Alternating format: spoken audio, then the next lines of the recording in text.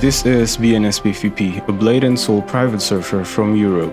Its main focus is PvP, and it appears to still be in a development phase or pre-release state, with an expected release in 2024. The server is currently online, but they won't be adding many updates until later.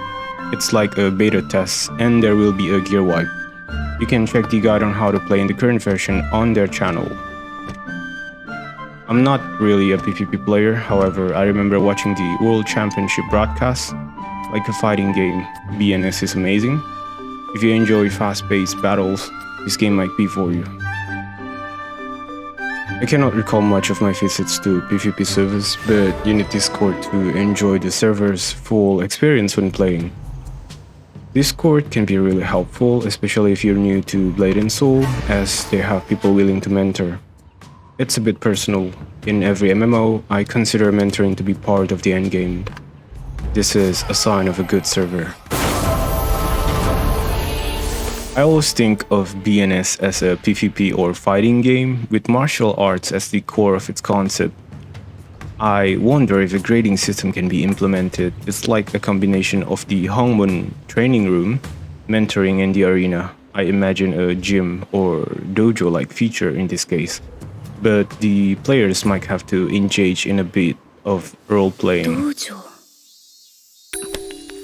I don't think any PvP server would go that way, nor have I known any role model for a pure PvP server as a reference. I won't be trying WoW servers. I'm not an adept in BNS, and that was not a suggestion.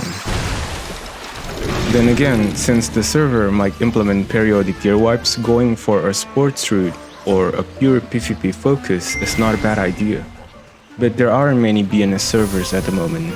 Still, this is the first time I've seen a server take its time to better research what features to implement, planning a true custom experience before releasing their server. I wish my region would learn from that. This server also willing to listen to feedback and seek players to engage in development. You'll know a server is loved when they have their own unique features. Most of the time, servers would only ask players to find bugs in the game during pre-release or CBT. I'm talking about private servers, for those who don't. Some do that privately, but it's better to do it publicly for advertising and building an early player base.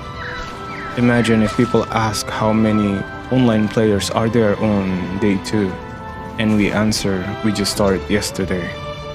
Open beta can also be a strategy to amass new players before we can release it, as some games need a minimum number of players to be functionally playable, and let alone utilized to their full potential.